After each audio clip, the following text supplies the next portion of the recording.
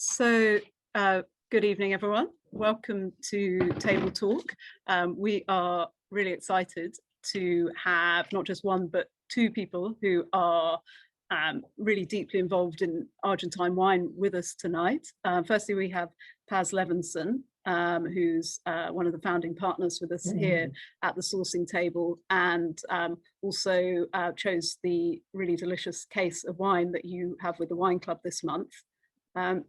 Paz started her wine journey in Buenos Aires, but it's a career that's taken her all around the world, and currently she's in France. She's normally based in Paris, where she's group executive sommelier for Group Pick, and that means that she looks after their wine lists at their restaurants around France, in London, in Switzerland, and in Singapore. But she very much keeps up to date with Argentine wine. If you follow her on Instagram, most recently she was doing a really fantastic series of IG Live presentations, chatting to a lot of winemakers in Argentina because it's harvest over there at the moment. So she's been getting the latest with all of them about how they're getting on and what's happening. So if you're a Spanish speaker, I definitely recommend you have a look at some of those. We also have Edy del Popolo, and Edy's CV kind of reads like a roadmap of the progress of Argentine viticulture over the last 25 years.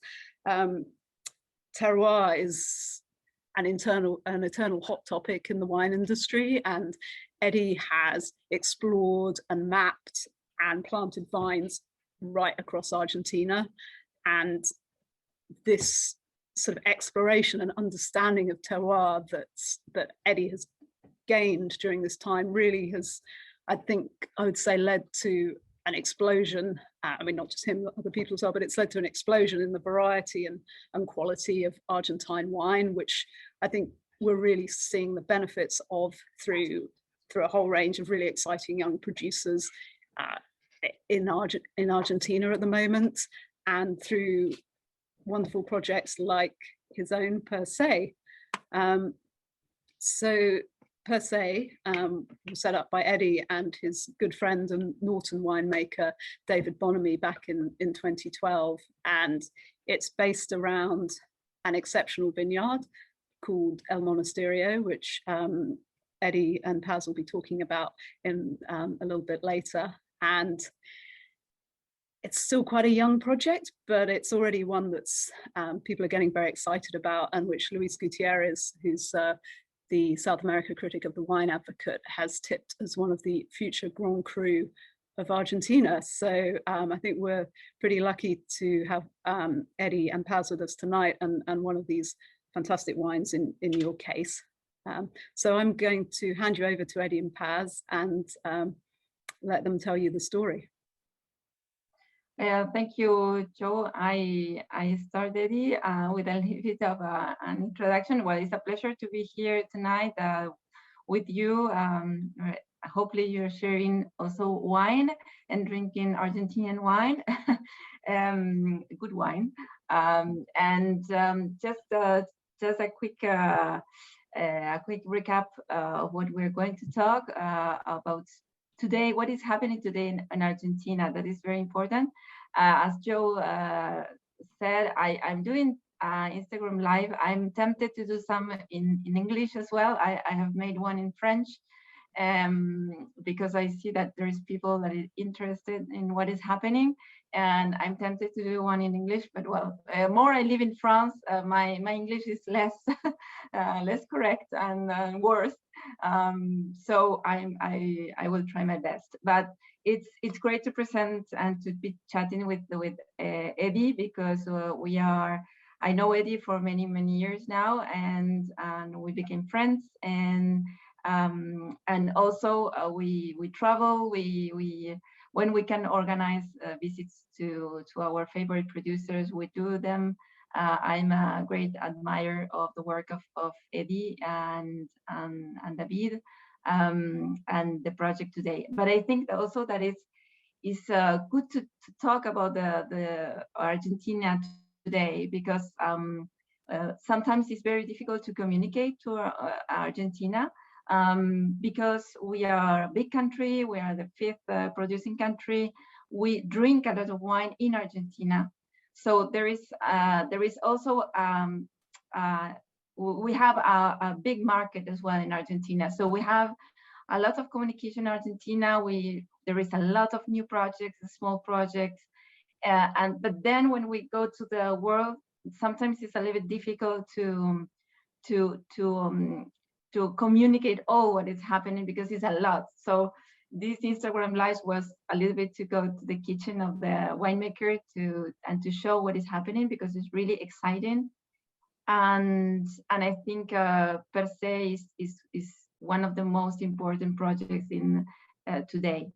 Edy, I wanted to talk also about because I think the change in Argentina is also a change in about a generation as well, and about what you drink, because I think I always see this like what the winemaker drinks, and what the winemaker drinks, it helps us to understand what is happening in the country. And I want to ask you if you've seen as well this change in what the winemakers in Argentina drinks, and how this impacts to the wines. For sure, for sure. Thank you very much for the introduction to both Joe and Paz. It's a pleasure to me to be here in this talk with you and with the participants in this little talk that we're gonna have today. So yeah, Paz there are changes in the mainly habits of drinking among Argentinian producers. For example, there is a bunch of young winemakers coming, flourishing almost everywhere in the country, and they are having the opportunities that we didn't have in the past to be more exposed to different kind of wines, different styles.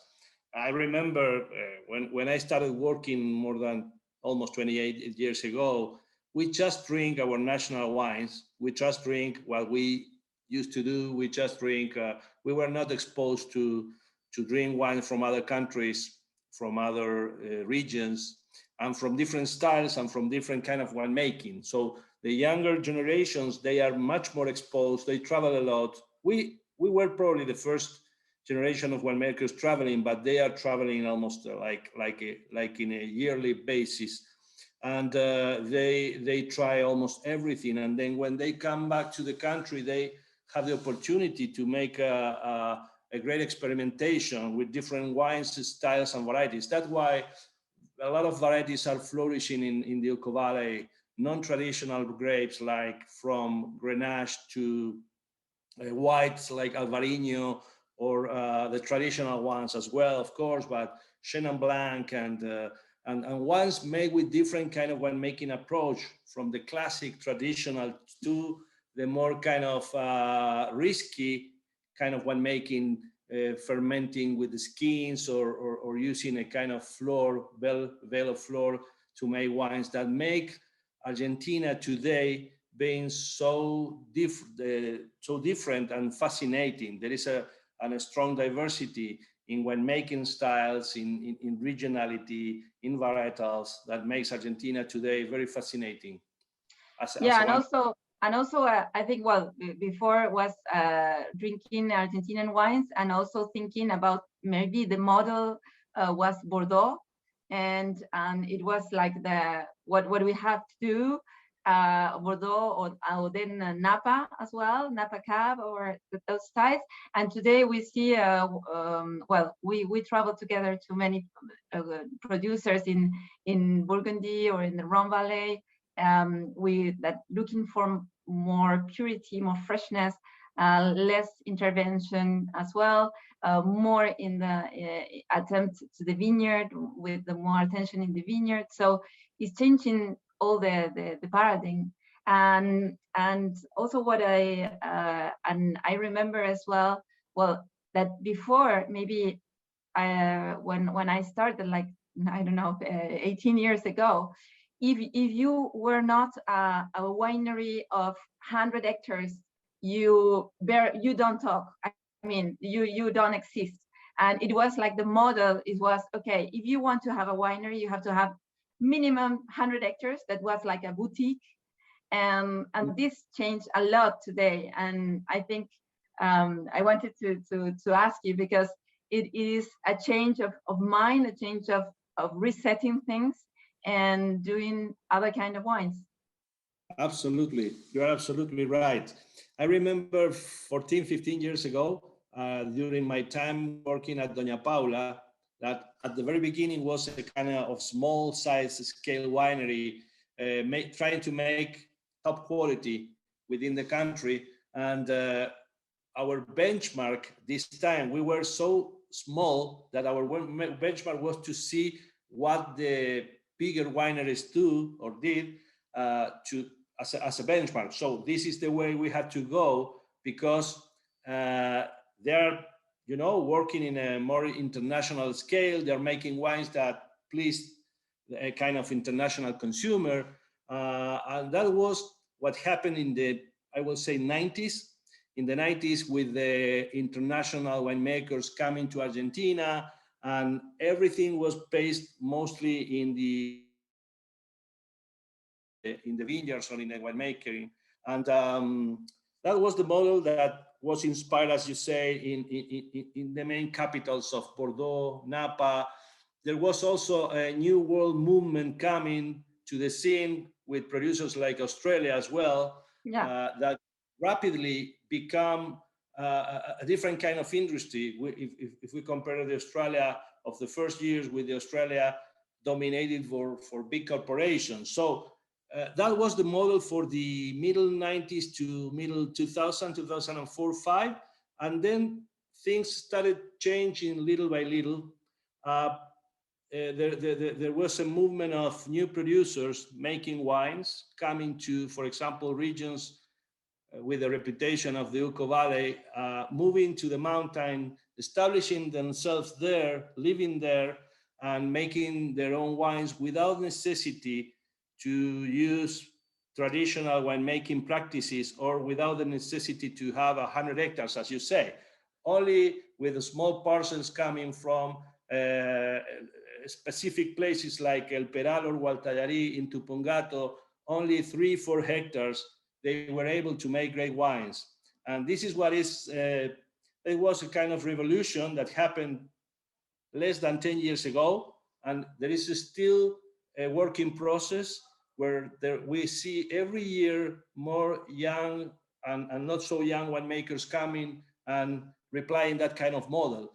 It's so important what you've said, and you pointed out that today big wineries are taking this model as their own model, you know, dividing their vineyards in parcels, making specific wines, terroir related wines. And we are happy to see that. Yeah, I think it's a little bit, it's not quite the same, but for example, in Champagne, the vigneron, the Champagne de Vigneron, the Champagne of grower Champagne is now the big houses look at the grower Champagne to see where to go and what to do. And I think in Argentina is a little bit what it happened, and also this no fear of okay, I will do a wine and it's 3 barrels, and it's that what the vineyard gave me, and I will do the 3 barrels. And so that I think it impacts in a lot of levels, and it's also why per se exists as well, because 20 years ago would be something that couldn't exist.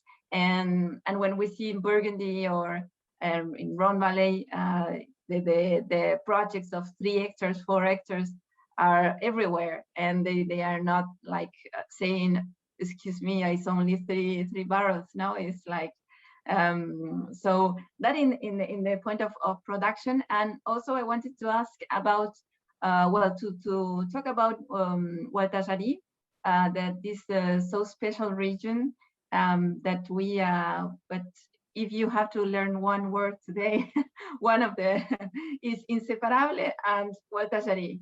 So those two words, Gualtallarí is a little bit more difficult to pronounce, but it's a very special place in Buco Valley in Tupungato. And I think also we are in going to the mountain without fear as well, no? Because maybe 20 years ago again, maybe we were looking for a ripeness in the fruit that was very different as what you look today. Yes, absolutely, yes. If we would need to put Gualtallarí as an example, I will say Gualtallarí is the place in the Uco Valley where the revolution happened. You have other appellations like Altamira or Los Chacalles or even Los Árboles, small appellations within the Uco Valley, but Gualtallarí for sure is the one when in 15, 20 years ago, the producers established there were big wineries and they tried to make the best wine they can. But that it doesn't mean they try to make Gualtallarí wines. They try to make the best they can, blending and using the oak in a more discretional way, and not trying to reflect the purity of the place. Since 2009 or 10 maybe, and we see 2012, 13 as a kind of the breaking point where the modern Gualtallarí kind of wines came into the scene, and the wines that we see today are completely different when we compare with the wines made in the same appellation 20 years ago. And that made possible that today Gualtallarí is being divided in sub-appellations because there is a huge diversity depending on the altitude and depending on the type of soils where the vineyard is based. So from 1,000 meters elevation to 1,600, this is the total, the difference in altitude in Gualtallarí. And from completely sandy, kind of like a sea bass or like a sea floor type of soils to very calcareous type of soils. This is a huge diversity in soils that combined with the climate makes Gualtallarí so fascinating and diverse. Today Gualtallarí is about 2,000, almost 2,300 hectares. It's a small appellation. Edy, can I just 1 second? I'm going to bring the map up 1 second, because I'm not sure whether people how familiar people are with the vineyard area in Argentina and where Gualtallarí is compared to others. Because I think when sort of in the beginnings of Argentine wine, people were very clustered around the top of this map around so Mendoza up here where I'm, and a lot of the vineyards were in this area here, but Gualtallarí, and it's really small, so I think it's, yeah.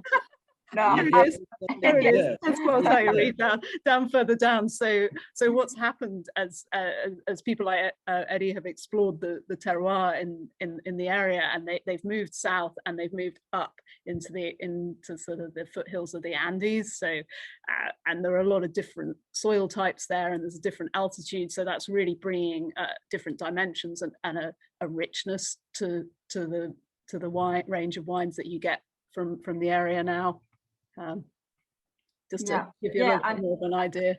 And it's important to note as well that we are beginning with we have a lot of geographical indications, but since 2013 we started approving geographical indications by not only by political division.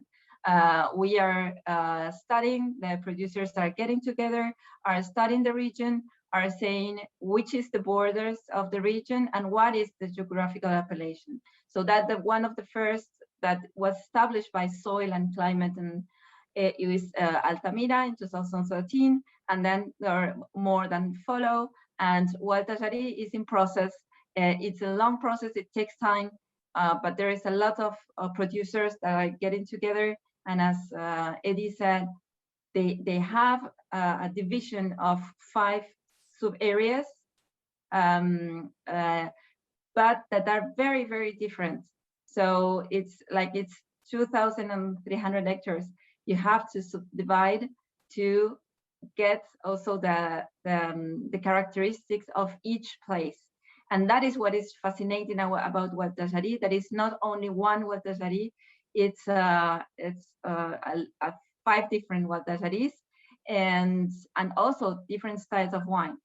But there is also a style of wine that maybe when this revolution started, I think that there were 2 main grapes that show like beautifully. And Edy, if you are you share with me these two grapes were Cabernet Franc and Malbec, and Cabernet Franc Malbec together as well.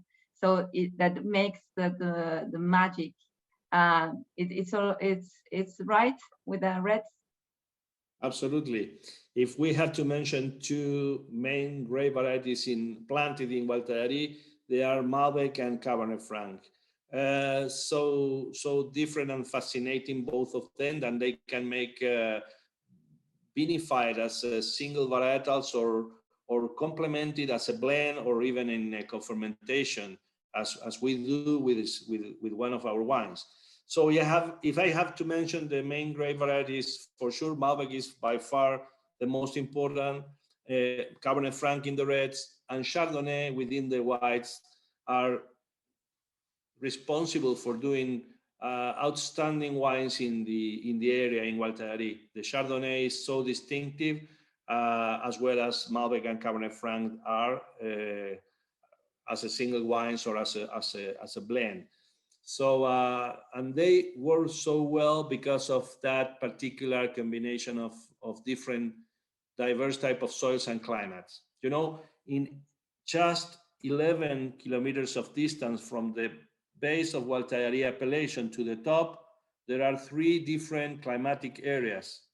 If we usually use Winkler as a scale, and we move from Winkler 3 in the base, in the valley floor, to Winkler 1 at the top. It's like moving from Bordeaux to Alsace in just 11 kilometers. So that makes so this big distinction in everything, in the vine's physiology, in the ripening cycle, in the type of flavors and aromas having a Malbec that goes from kind of dark black fruit in the valley floor to very herbal and delicate and floral and red fruits aromas, and with so different type of tannins, from those kind of sweet and velvety and silky tannins in the valley floor to the very firm tannins, the very fine grain and so distinctive type of tannins that we have, for example, in the monastery. Makes Malbec like 2 different type of varieties when you compare Malbecs coming from different some appellations.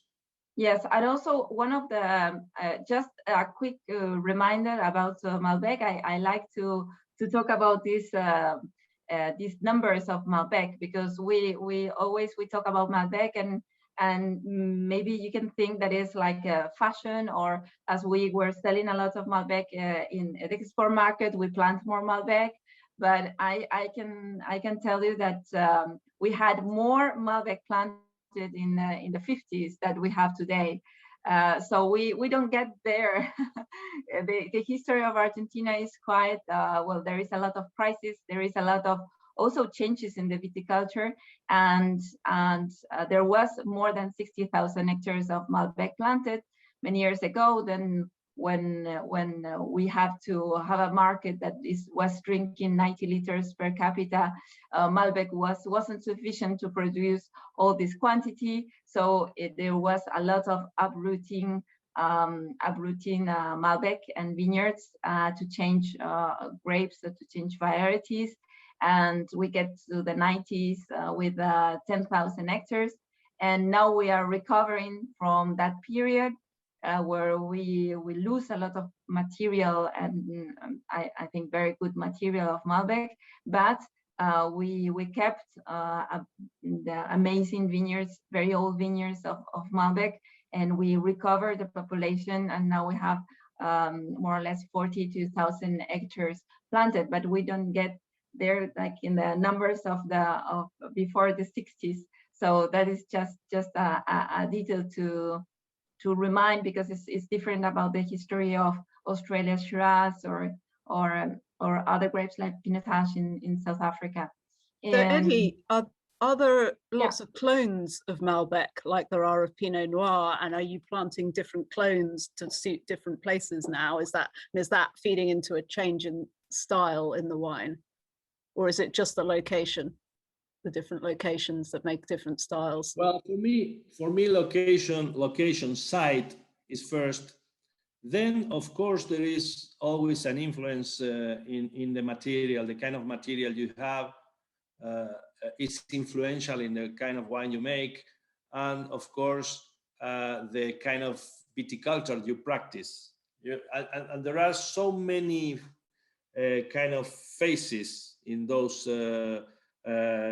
differences between, for example, materials. We, as a viticulturalist, we appreciate using all selections, all muscle selections, like in other places do the same. For example, if you allow me to make a comparison between what happens with Malbec in Argentina versus Syrah in the Rhone Valley or Pinot Noir in Burgundy, I'm sure that if you ask viticulturists or grape growers in both regions, you will find similar answers. For example, in Argentina, just to give an example with the Syrah, in the 90s and 2000s, we started importing Syrah's clones, and the most popular were not the top quality clones. They were the more commercial clones. So from 99 or 100 till 525, they were the clones. And among the viticulturists and winemakers, we say, 525 is better than 100, or 174 is better than 525. But then when we travel and we realize that the old muscle selections growing in San Josef or in Cornas were completely different, we say this is the real material to make different wines. The same with Pinot Noir. The clones coming from Dijon to Argentina, 777, 115, were good. But the old muscle selection from Gevrey-Chambertin and Vaux-Romanée are much better than those clones. With Malbec happens the same. With Malbec, we have all mass selection from specific vineyards planted in places, all places. For example, the old muscle selections coming from Las Compuertas or Vistalba in Luján de Cuyo or La Consulta in the Uco Valley were the base of the current populations we have planted with this material. So we have modern selections made by the National Research Institute here or made in international nurseries, and they are not the same. Believe me that the kind of individual we have, for example, with Malbec clone number 6, is completely different to our Maxal selections from Mendoza. Sorry, Edy, just to backtrack slightly, you mentioned a while ago the Winkler system, which I'm sure a lot of people don't, maybe are not aware what that is. Could you briefly explain? Yeah, for sure. Winkler and Amerin were two viticulturalist researchers in I think it was in the 40s, 50s decade, that they realized the differences among climatic regions in the wine world. So they divided the scale they created, they called Winkler and Amerin scale, in 5 regions, from 1 to 5, divided in what we know as a heat summation or degree days. Maybe you've heard about degree days or heat summation. It's the accumulation of heat in the cycle from bud break till harvest. So everything that sums temperatures above 10 degrees Celsius from bud break till harvest is part of the heat summation. And when you finish the cycle in the harvesting time, or maybe after the harvesting time, before the falling of the leaves, you have the characterization of a region. So Winkler 1 will be the coldest because it's the lowest heat summation, and Winkler 5 is the warmest because it's the highest heat summation from bud break till falling. Do you think it's clear? Very succinct. No, perfect. Thank you. What I think that is amazing is that difference between the Winklers, or the different temperatures, help us and help you to make wines with a lot of freshness and balance. And maybe before we didn't have those parameters, those objectives, and we wanted to push the level of ripeness of the fruit a lot. And I remember that where it was usual to harvest in May, or when the plant was losing all the leaves, and it's very different today. No? Absolutely, yeah. Well, we're harvesting. I like to make this kind of distinction. When I make wines, I like to harvest as riper and earliest as I can, you know? Yeah. As earliest and ripen as I can, because sometimes there are winemakers, they like to harvest very early. Other winemakers like to harvest very late. I like to harvest at the right point. That is ripe, but early. That means the concept of freshness is when the concept of freshness appears, because you lose the freshness when you lose the acidity, and the acidity in a colder climate, it can be much more stable. So you can harvest at, for example, potential 13% or 14% alcohol with a beautiful, fantastic acidity still in the grapes.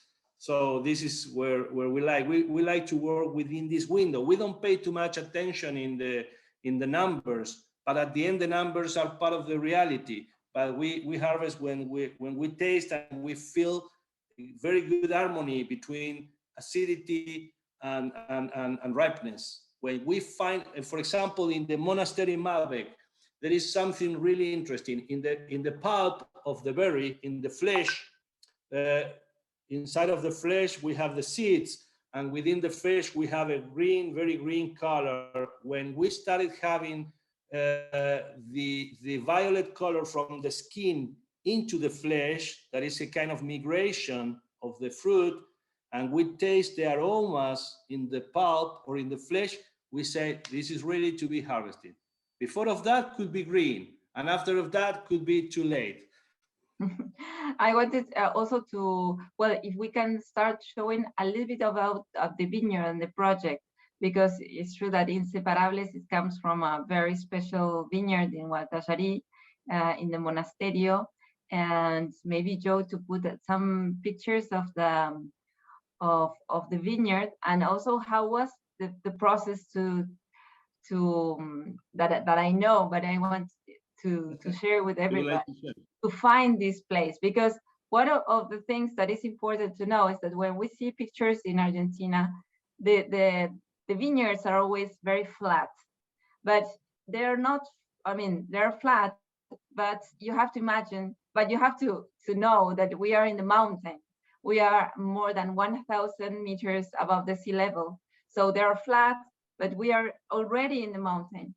But the special thing about the vineyard of Edy, I think also is this difference in elevations and slopes, very gentle slopes that are in the vineyard, and that also depends also about the orientation and the light, also the wind.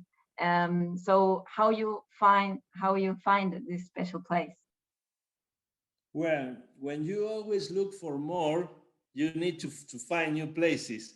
And after planting quite a few hectares in Guatajarí in the early 2000s, quite a few thousand of hectares. I planted quite several hectares. But in Guatajarí, I found a place in the early 2000s that I like it very much.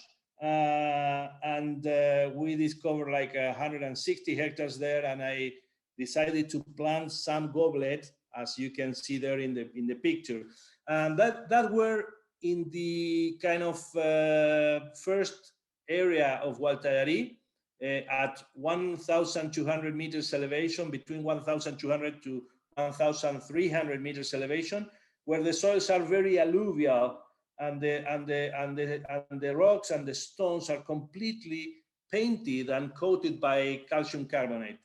And after working quite a few years there, I was looking for something at a higher altitude, and I found this place in the monastery that we like to call with David as a kind of reverse Burgundy, because we teach the monks to make wines instead of they teach us. So we found this place where the vineyard in the base, you can see the base of the vineyard there, was already planted.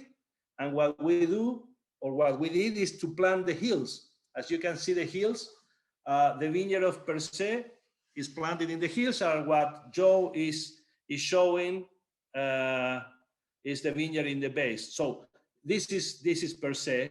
This is Per Se parcels planted in one of what is called the Lomas del Jaboncillo. You know, Lomas in Spanish means is the translation of hills.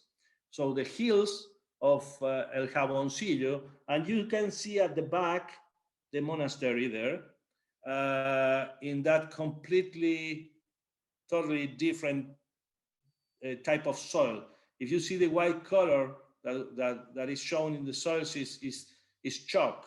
So this is one of the few very calcareous type of soil where we found more or less 10 years ago, and when we decided to make our project. And there at the base of the picture, when you can see a little square with a point right in the middle, can you see it, Joe? At the base of the picture, yeah, exactly. This square is where the winery is going to be established very soon. We are going to build a winery there. It's going to be a very small winery because in total, in the hill, we have 4 hectares, just 4 hectares, divided in, until now, 3 different parcels, making 3 different cuvées. Jubileus, that is a wine that comes from the central side of the hill. So if you take the hill, all that it goes in the main corridor from the top, from the west to the east, in the central side is Jubileus. In the south-facing slope, going down to the Inseparable vineyard is La Crée. So this is La Crée. And finally, at the top, if you see the hill, is like a finger, yeah. And in the what's going on? Yeah. Okay. No, in the tip of the finger where the nail is. Oh yeah, perfect. Thank you, Joe. These are the parcels.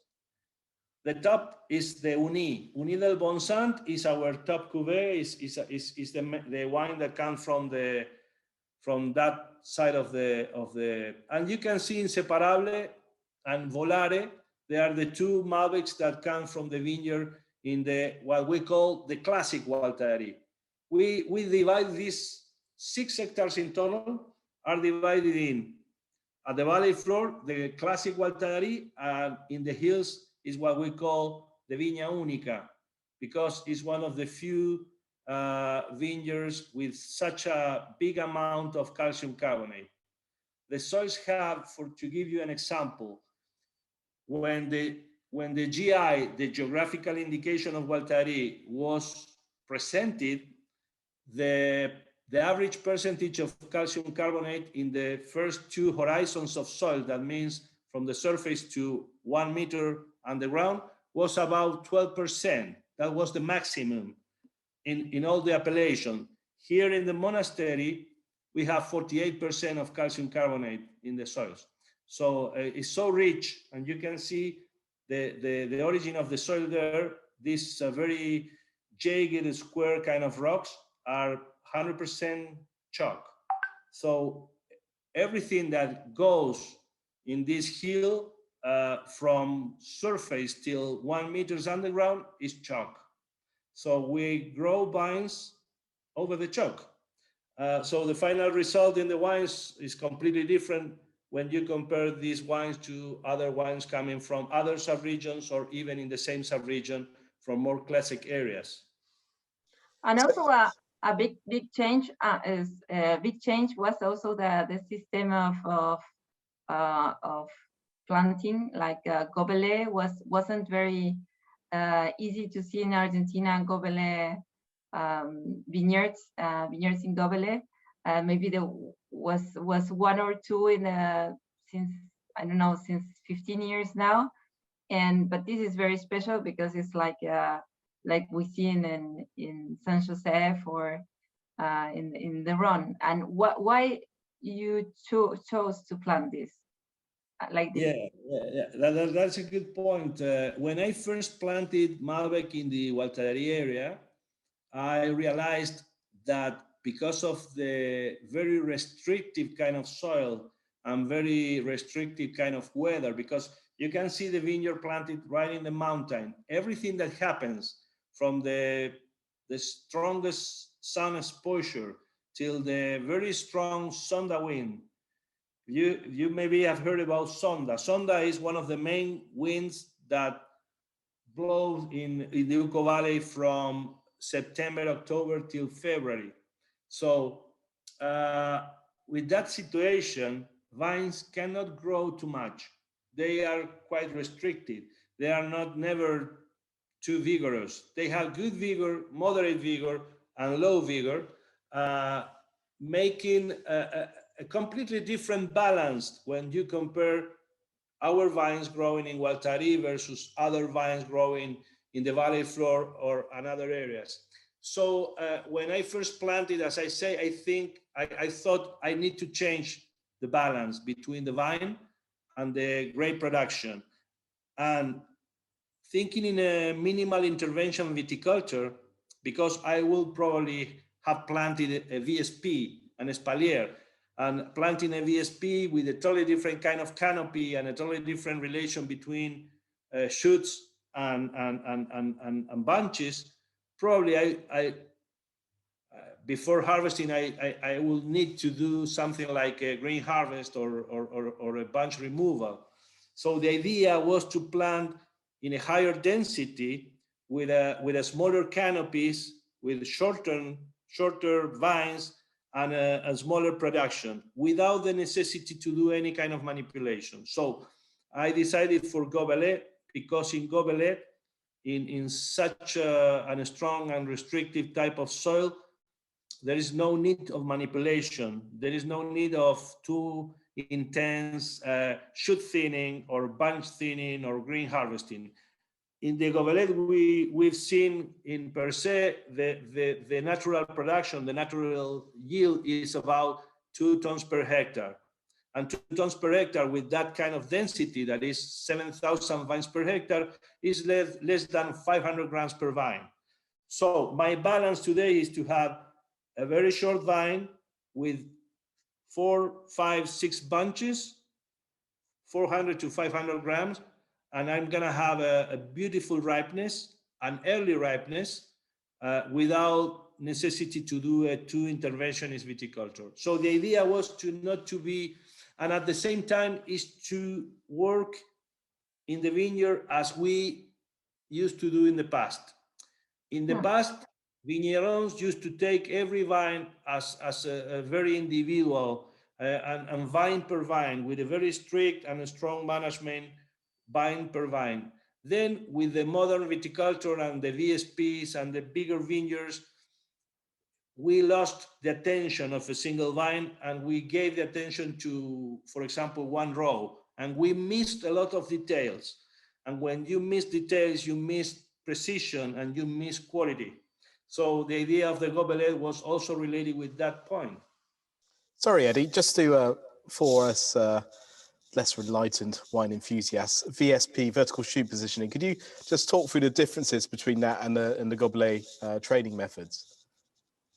You mean differences between the vertical shoot position, traditional VSP, and Gobelet? Yes, please. Yeah, well, in the VSP, usually in the type of soil we have in Gualtarí, you need to plant 2 per 1. That means 2 meters between rows, 1 meter between vines, 5,000 vines per hectare. So at the end, you're gonna create a little much bigger plant, and you will have a higher crop. You will have like over 1 kilogram of grapes per vine. And of course, you need to think in a completely different concept in terms of viticulture. Everything is gonna be done considering the row orientation and considering the size that the vine is gonna have at the end of the cycle.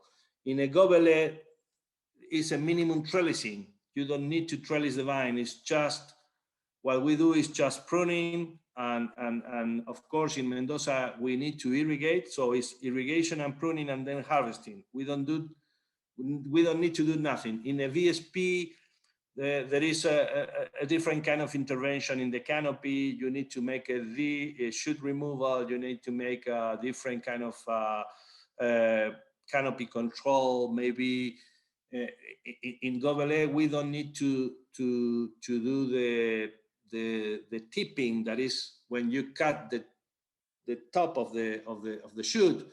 In the VSP you need to cut it, because otherwise it's going to be too vigorous that it's not going to stop.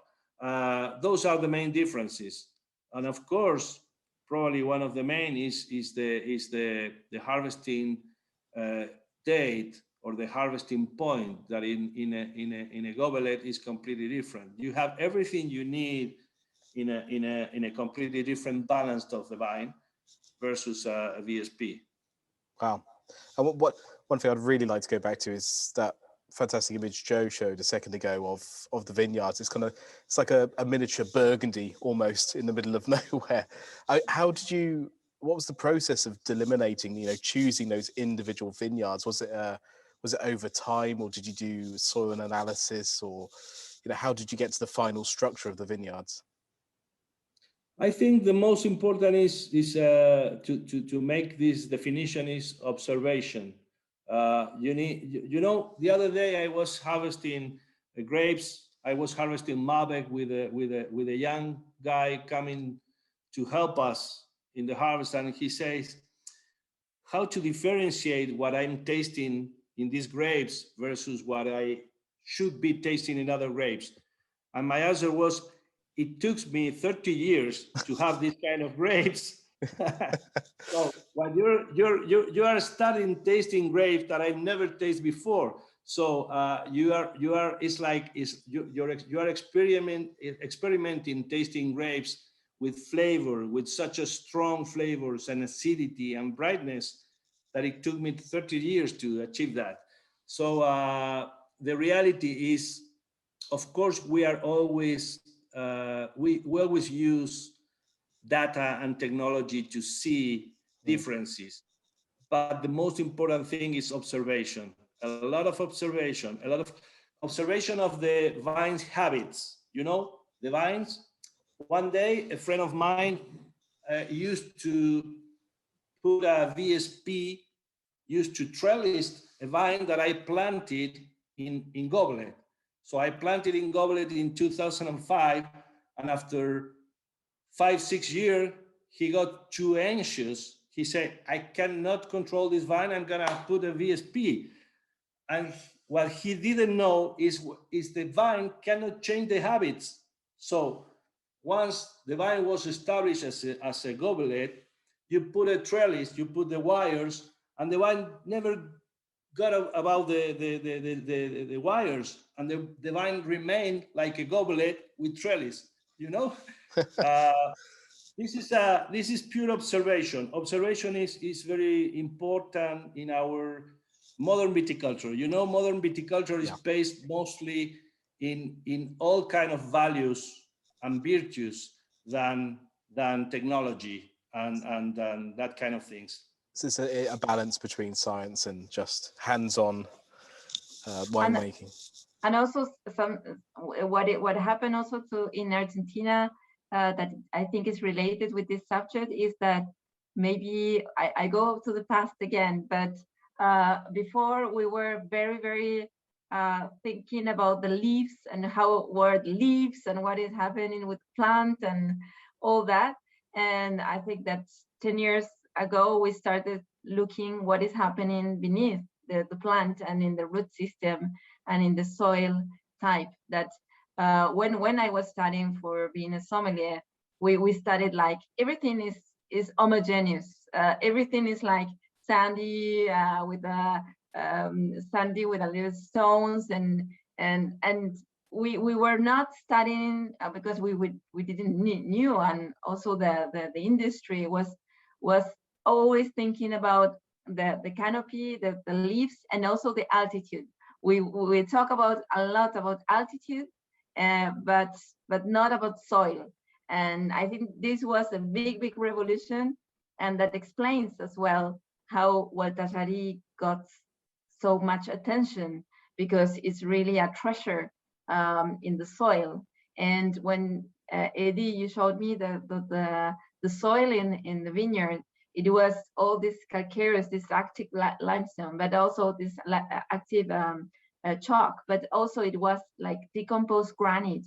It was like stones, like very in the same place, that very different type of geology. So this is so complex, and I think this changed a lot of things in Argentina. It's interesting, isn't it? We talk about what modern winemaking, but actually a lot of it's looking back to the past. Sorry, Edy, we just had a question come in from Lewis Howell, who's he's got a bottle of Volare tucked away, very wise. He's asking if the vinification differs between the different cuvées that you produce.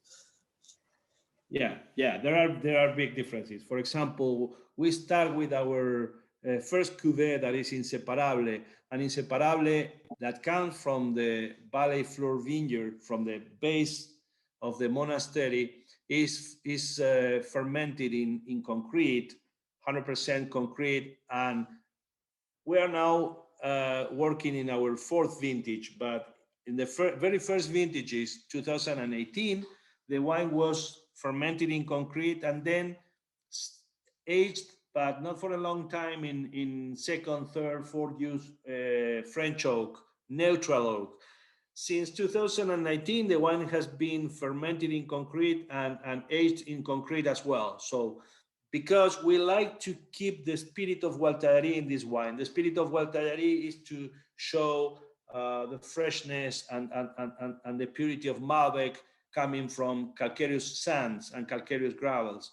But when we move into the hills, there is such a big difference between the characteristic of the Malbec, from the type of vine, from the type of bunch, from the berry size. Everything is different. So that makes us to make a conclusion and to decide to vinify it in a different way. For example, everything happens in small bats.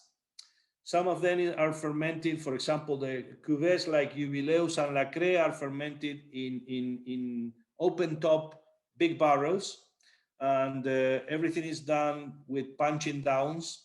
Lacre is a kind of open vinification in open top barrels, and Jubileus is fermented in a little bit more reductive way, with not open top, just closed barrels and rollings to make a good extraction, a good maceration. The idea in both cuvées is not to, as well as the viticulture is non-interventionist, the winemaking is also non-interventionist. So the idea is only one daily, very soft pillage in the open top barrels, and in the rolling, just one rolling per day, and daily tasting to see the level of extraction to make the racking when the wine is completely dry. Then the cuvées like Inseparable, they spend 12, 13 months in concrete, and they are bottled without any fining nor filtering. And cuvées like Lacre and Jubileus are a very long kind of a skin contact, like 30 to 40, 45, and even sometimes 50 days of contact with the skins before the racking. And they spend 16 months in neutral French oak. Neutral French oak is 5, 6, 7, 10 years old oak before being bottled. So those are the main differences when we decide how to vinify a cuvée like Inseparable versus the other coming from the main vineyard. Great. One thing that Lewis mentioned in his question, actually someone else just asked as well, saying he's got it tucked away. In terms of aging these wines, I think, especially drinking this Volare, it's beautiful in its youth. I think it has a great energy to it when it's young. Where do you see people drinking these wines? Do you think they can be enjoyed both in their youth and also with a bit of age on? Yeah, this is one characteristic that we like very much with David. We like to drink the wines when they are very young. When you open a bottle of 17 or 16 or maybe 18 today, the wine is so nicely drinkable that you will enjoy. But if you open a bottle of per se, the first vintage 2012, there is still you will find a young wine that is still very enjoyable. So the aging potential for us is very important, and the vinification method tends to produce wines that have a beautiful aging as well. So if you open a bottle about 10 years of aging, you will enjoy the wine as well. So if you're like me and you haven't got much patience, you know, it's not going to be the end of the world if you crack one open. But yeah, someone else, I can't see the name on this one, but they're saying, given the small quantities of the wines, how do you decide where to send them? I mean, we're very lucky that we get, you know, a good amount, you know, where we're very, very happy to have that. But, you know, do you have to turn down a lot of places that are desperate for your wines?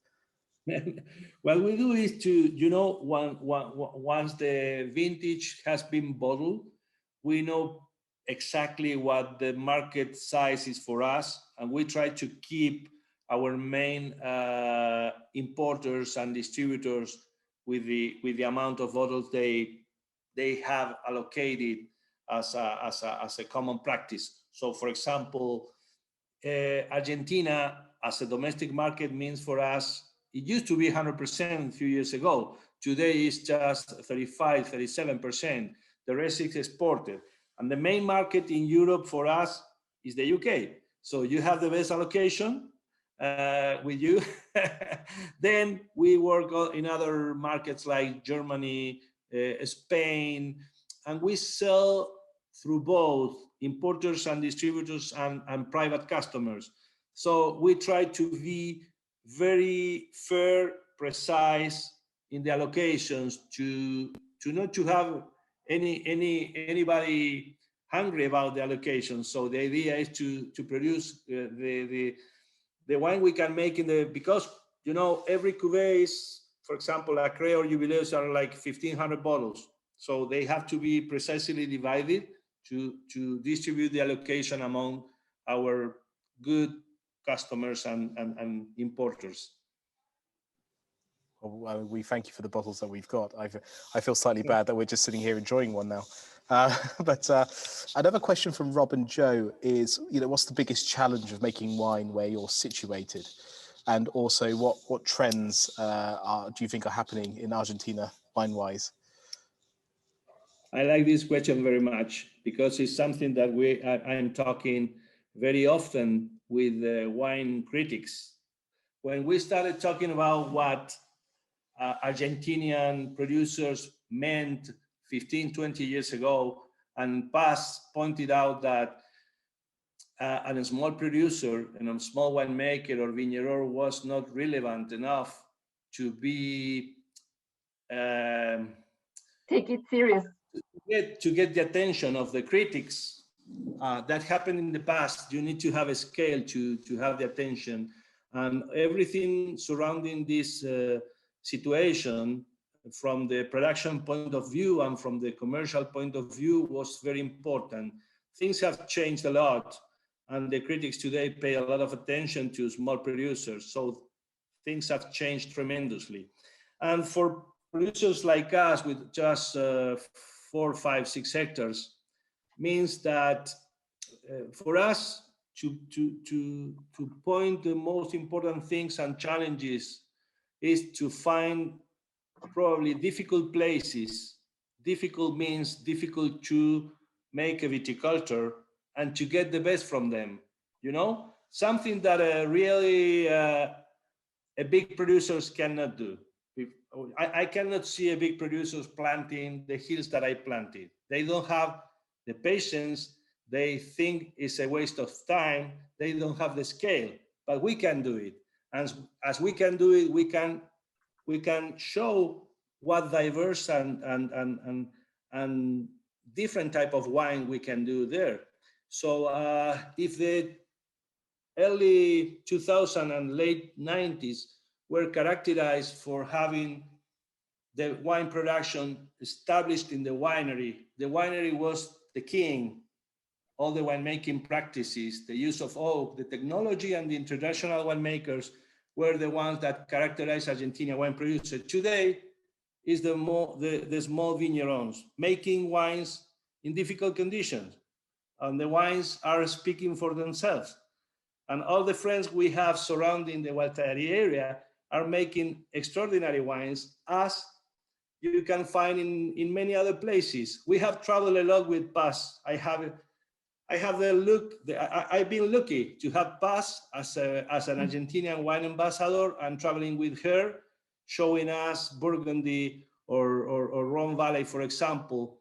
And the good thing is when you find people thinking almost the same as you in other places and making the wine in similar way.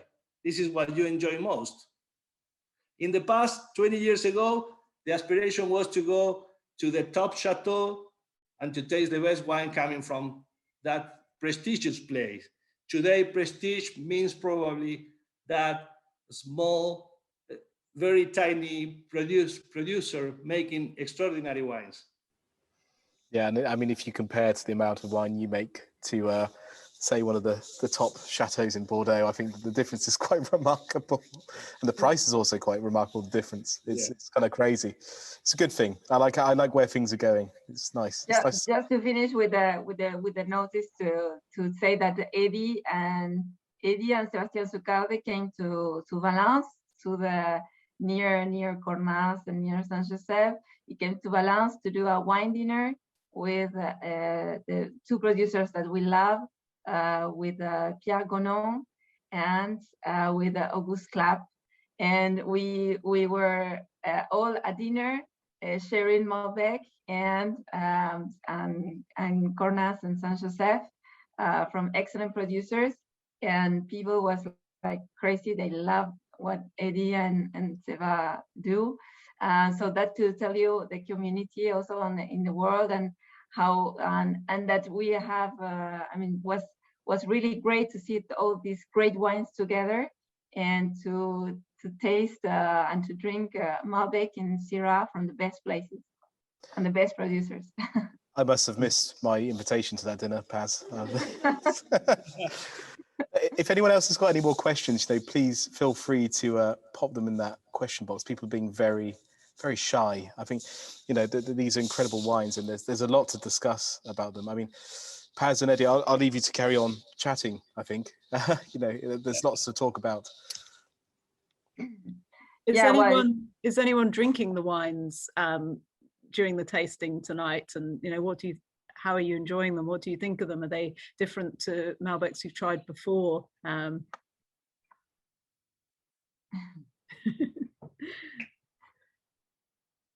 We should open the camera. Yeah, to see. We'll see if anything else comes through. I will say, for me, it's the Volare in particular and the Inseparable. They're definitely a style of Malbec the UK population as a whole probably aren't used to, and it's always a bit of a shock, I think, when you sell these wines to people and you don't give them a bit of a preface to what they are. They're expecting these massive, huge, big, fruity, oaky bombs that we've been selling in the UK for far too long. It's it's sometimes tricky to get over to them that these are actually quite, they're energetic, lively wines. Yeah, do you find it hard to convince the people that these wines aren't that? Is there a challenge there, do you think? Not really. It's not a challenge. Things have changed a lot, and when people drink this wine with a lot of life inside, a lot of energy, they really like, because the wines go so well drinking in a different kind of occasion. So whatever you are and whatever you pair the wines with, they are very enjoyable, and they like the tension, the energy, the vitality, the life they have. This is what is for me the most enjoyable part of wine, that comes from a very specific site like Gualtarari is. And also one of the things that changed a lot is the drinkability. Like many years ago, there was a lot of, or are as well, but a lot of contest wines that maybe you can drink one glass, but then you have to go to find another wine. And I think what we have learned, or what we have, how we change the wines, is that today we put this wine in the table and everybody drinks it and it's delicious and you want to drink it all, and that is great because it's more gastronomic. You can put it in the table, you can eat and drink, and it's not a massive blockbuster wine and heavy, and that you need only a lamp or something very very intense. These kind of wines open new pairings and new ways of pairing or drinking. I guess the cliche with Argentine wine is steak, but I mean, what is there anything in particular you would pair inseparable with, for example, Paz, or any of those kind of lighter, fresher Malbecs, or the vegetarian pairings, or I don't know, just something people might not think about? Yeah, well, this kind of wine I love with with a red tuna, but you grill the red tuna just outside, and I think this is, and with some, well, you look for something to taste, but with the like beetroots, red tuna, something juicy, and you can have a fish, but these wines allow to have fish as well, and I like that pairing with Malbec. I think also that this wine is very floral and fantastic, but not to say, okay, I don't eat, I have to eat meat, or I have to eat Argentinian barbecue to drink an Argentinian wine. I think that's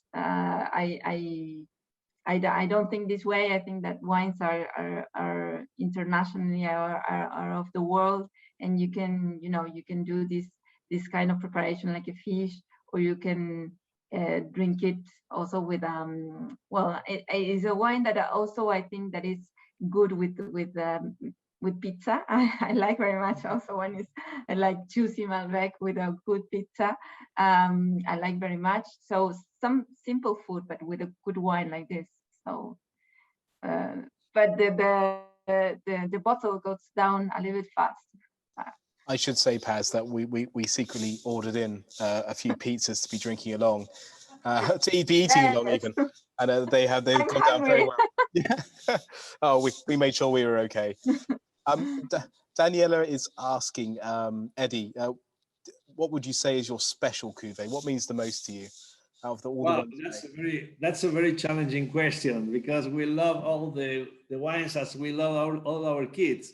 Anyway, well, we have a very, if I have to emphasize one of the wines, I will say all of them taste like the place. All of them taste a little bit like Malbec, but there is one that it doesn't taste like Malbec.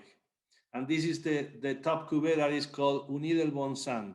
You know, the Edy del Popolo, the wine that comes from the tip of the very teeny place of the vineyard, with just, well, today is a little bit higher because we have planted more vines surrounding the Uni parcel. But until last vintage, the parcel means only 312 vines. So we just make one barrel, and this barrel tastes like whatever you can imagine except Malbec.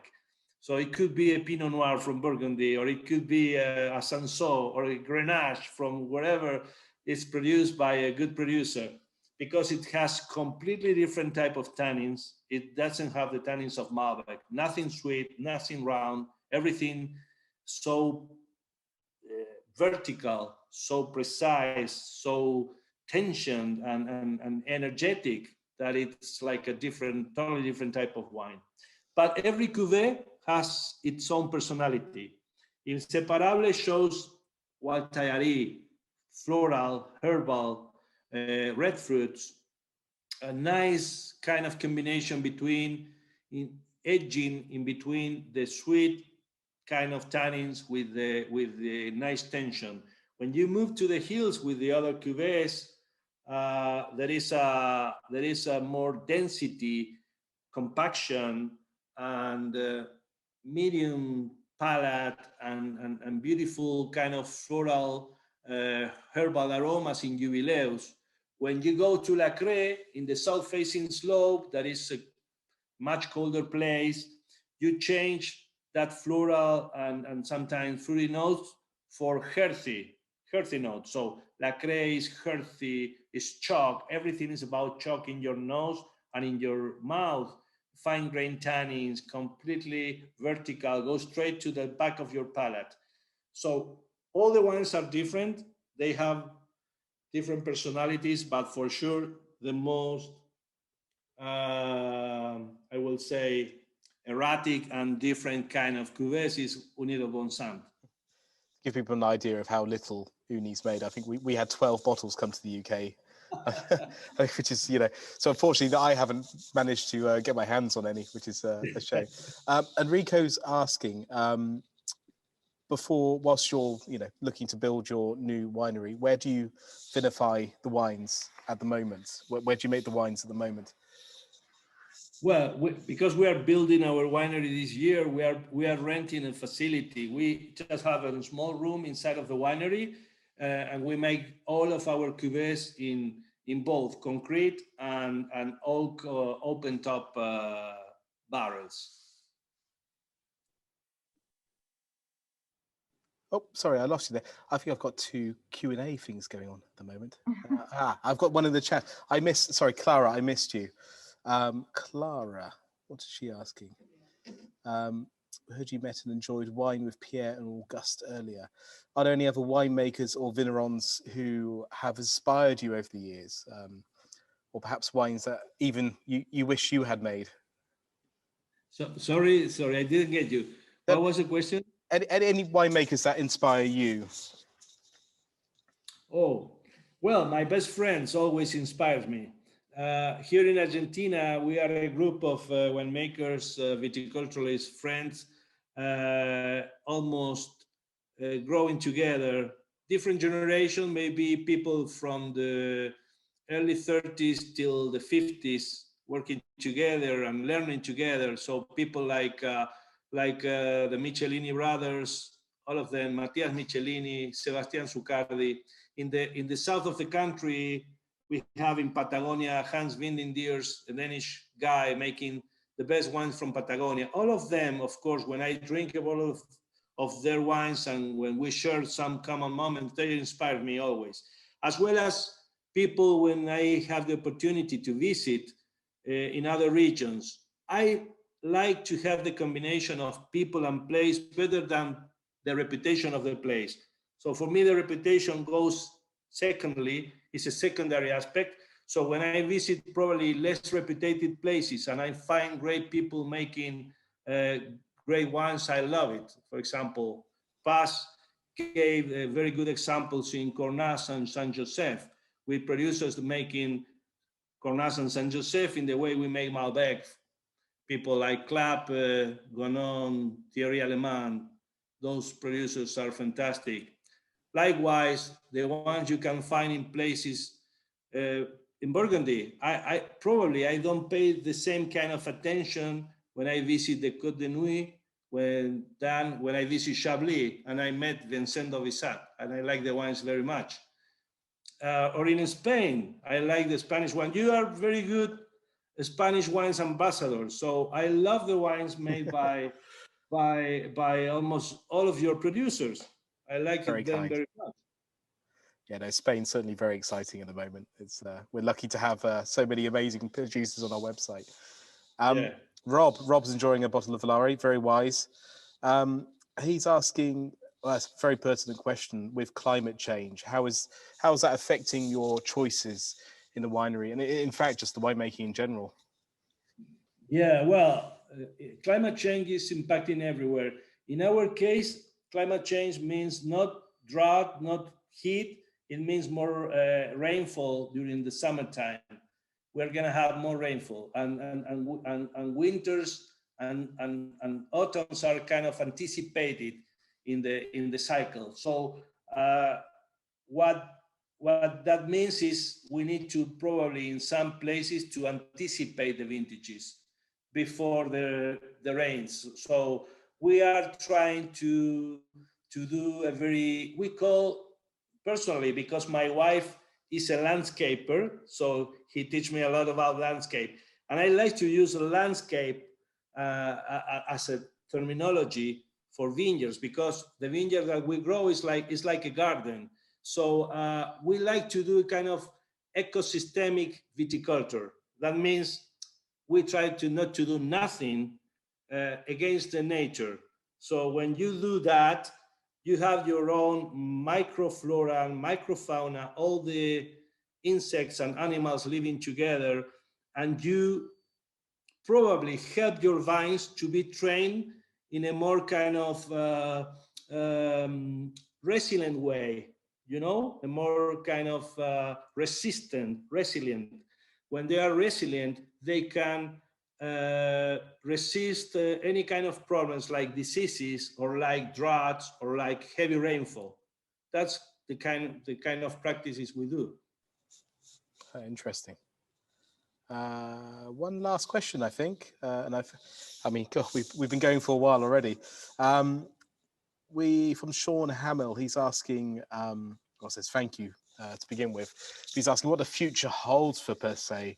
Are there any other varieties of interest, say as Sanso or Gamay, or just focus on the Malbec? Or yeah, we are still focused. We are always experimenting. For example, we believe that in the hills of the monastery there is so much sun exposure that there are not places that we consider are able to plant white varieties, for example, in the way we like to drink and make white wines, because it's a very exposed situation with a lot of sun, could be a little bit heat.